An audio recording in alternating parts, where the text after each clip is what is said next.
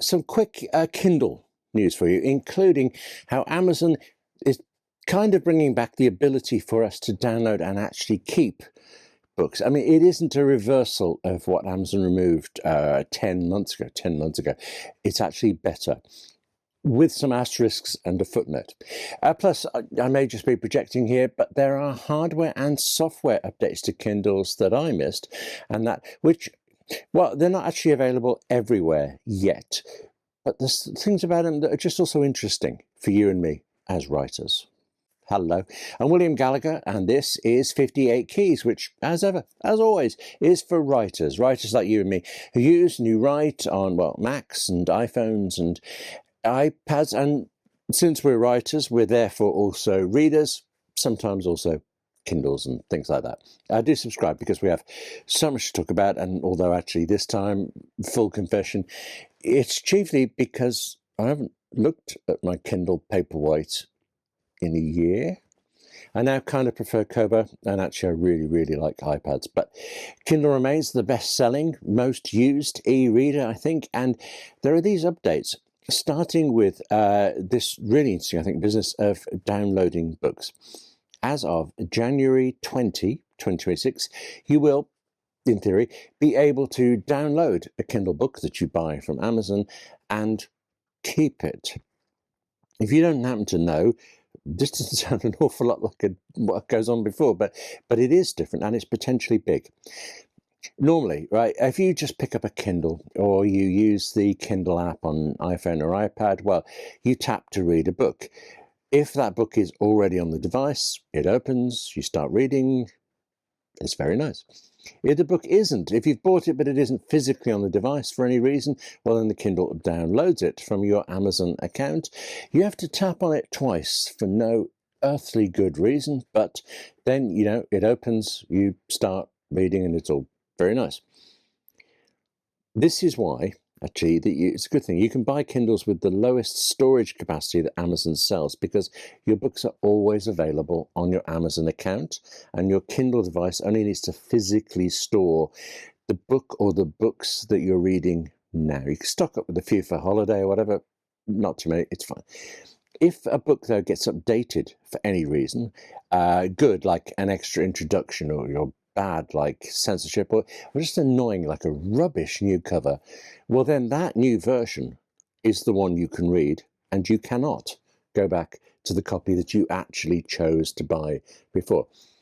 Plus, I mean, you chose to buy it, it's yours. Surely you should be able to read it anywhere you like. And I don't just mean on the beach or in the office. I mean, if you do move to Kobo or to Apple Books, it wasn't impossible to do this before, but it was very fiddly, because Amazon had two locks on its books.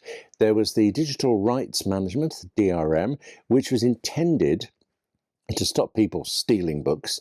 And then there was whatever it was that Amazon does to make sure that a Kindle ebook can only be read on a Kindle device or app.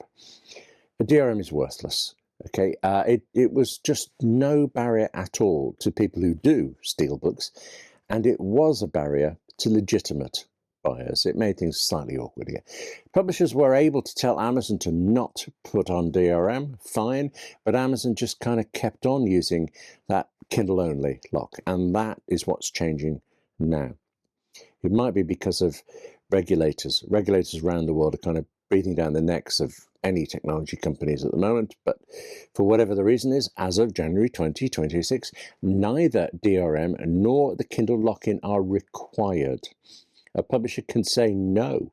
Let the buyer do what they want. Let them open this book on Apple Books. Let them read a PDF copy, even.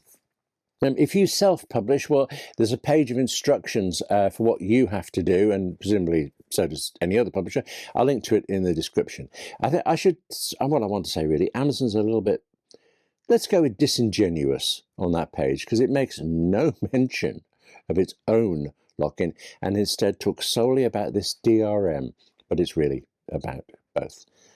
After this date, publishers can elect to make all of their future books unlocked, for want of a better word. It's a single setting for them, and then every book from then on will be unlocked in this way. It does not unlock previous books that they've published or that you've bought.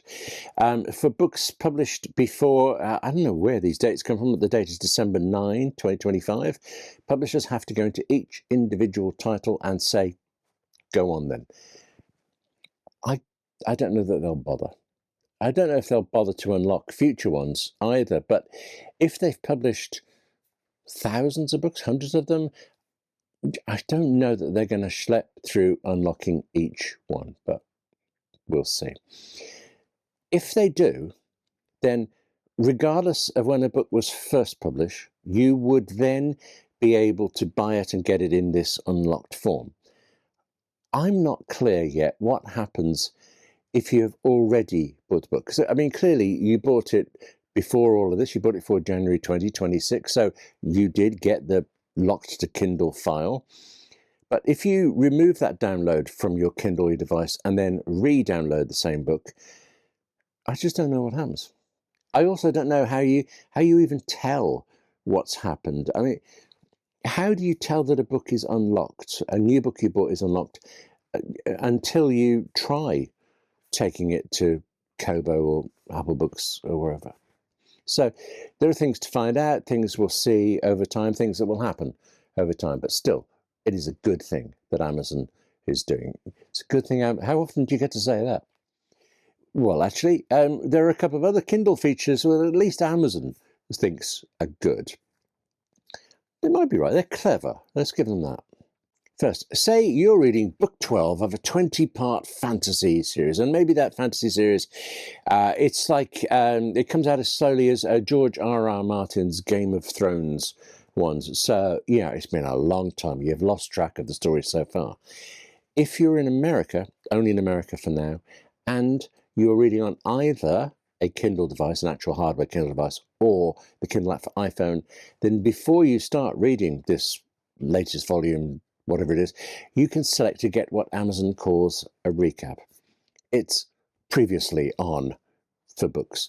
I can't show you this because I'm not in the US, but it seems like a good idea. I think these recaps are, we know this, they are definitely AI generated though, so you can kind of only hope that they're accurate. Last time on Lord of the Rings, the TARDIS landed in Mordor and Captain Kirk decided to vacate. We'll see. Recaps are reportedly coming to all English language countries next. I don't know the timescale, but doubtless that'll be next, and then doubtlessly everywhere and all languages eventually. Also coming is Ask This Book. For right now, as I record this in December 2025, this again, it's US only, and actually it's also solely, exclusively on the Kindle iPhone app, so it's not on any actual Kindles yet. Amazon says it is coming to Kindles. It'll be coming some point in 2026, though, and what it is when you get it. If you're deep in the middle of a book, say, and suddenly Johnny says, "Johnny, no mean to hurt Wilbur," you can ask the book, who in the world are Johnny and Wilbur? Okay, I can't actually conceive of a situation when I would genuinely ask the book what's going on. It reminds me of all those YouTube videos you see about movies. They're called That Ending Explained. And really, if you need the ending explained, if you're really struggling to grasp the end of a film you're watching, I think you've got to be watching a different film by mistake. Still, okay, as you and I are right, I think this is a curious writing thing. And of course, well, if you need the feature, it's good to have it, so great. But there is one thing I do think is really smart. Let's say at the end of the book, Johnny and Wilbur, Johnny turns out to be Wilbur. It's some shock, psychological twist or something. It writes itself. This, if you ask this book on Amazon Kindle before the end, before that reveal, it will not tell you that. It won't spoil things. It explains things up to the point you are reading right now, up to the point you're reading when you select this feature. I'm kind of fascinated to know how that works, although you kind of got to suspect AI again, haven't you? As this book, recaps, and I suppose even downloads, really, they're to do with software, but there are also two hardware Kindle features or hardware Kindle related things that you may have missed, or really just I did. First, double tap. If you have a Kindle Colorsoft Signature Edition or a Kindle Paperwhite Signature Edition 12th generation from 2024 or presumably later, then you have this double tap thing. Instead of swiping or just sort of gently tapping at the side of the display to turn the page, you can double tap on the back or apparently on the side of the Kindle itself, on the hardware itself, to do it for you automatically. No question, this is inspired by the iPhone's tap back feature, where tapping either twice or 3 times on the back of your iPhone launches a feature. It's an accessibility thing on iPhones, making your choice of just a ludicrous number of iPhone features available to you through a tap. Kindle just turns the page, but then what else do you want to do with a Kindle, really? I'm surprised to say, actually, that I like the physical page-turning buttons on Kobo or on the now slightly long gone Kindle Oasis. I'm really surprised, actually, because I'm very happy swiping away on the screen of my iPad. But maybe this double tap is the closest Kindle will come to bringing back physical buttons. So if you like it, yeah. Lastly, back in 2022, seems so long ago, I was a bit dismissive, really, with the Kindle Scribe. This is the larger format Kindle that, instead of reading, is ostensibly more for writing, or writing and reading, note-taking, full document writing, and so on. I was disappointed because I found it surprisingly limited and also staggeringly slow. I mean, so slow that you would doubt that you'd tapped a tick box, and so you'd go to do it again, and then find that you are now equally slowly unticking the box instead. I actually returned mine. I so disliked it. But that was 2022. The years go by, and Amazon has been steadily issuing software updates to improve certain things. Plus, it released, well, I think there's a version in between, but there's also a version in 2024, but now most recently also a 2025 version, the Kindle Scribe Colorsoft. It's new, but it's also a color version of the Kindle Scribe.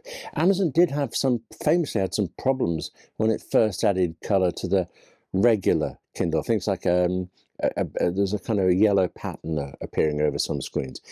I do still read about some of those things happening, but they appear to be fewer. The problem seems to have been reduced.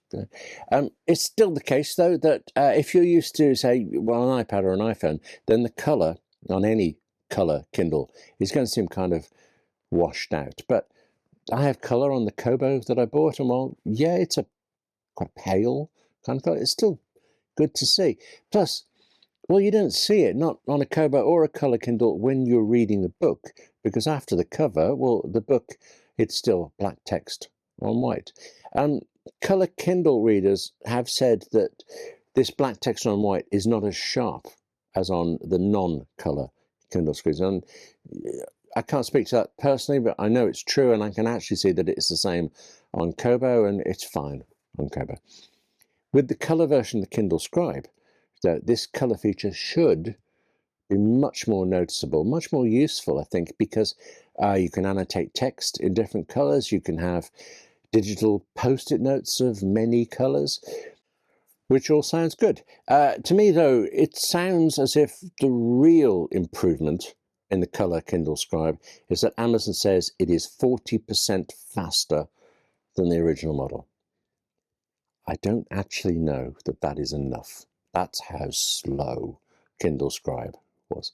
I mean, actually, all Kindles are slow, but for me, that's kind of exacerbated by the fact that I'm always switching back and forth between iPads and Kindle Paperwhite and iPhones as well, I suppose. With an iPad and iPhone, it's just so responsive, so fast, you don't think about it. You tap your finger on a button and it does its doings. The button is pressed. It just works, really. In comparison, Kindle controls are glacial. So it's a good thing that with a Kindle reader, anyway, you're rarely doing anything but turning the page of the book. Page turning, I should say, has always seemed fine to me. It's any choice of controls or settings. Actually, mate, is this Amazon's trick of getting us to just keep reading instead of fiddling about with their Kindles? You'd be doing more fiddling with the Kindle Scribe, though. So reluctantly, I'd suggest try one out before you commit to it. I mean, I loathe returning items, Simon, and I think it is deeply ungreen, but these days it's about the only way you can try out something. Kindle Scribe Colorsoft starts at $680 in the US, and it will cost £630 when it comes to the UK soon. You could buy a great iPad for that. If you do buy a Kindle Scribe, do please let me know what you think, especially about the speed. Okay, but for now, that's it for this edition of 58 Keys. You could buy 2 iPads for that. Thank you very much for watching. Take care of yourself, write more, and I'll see you soon.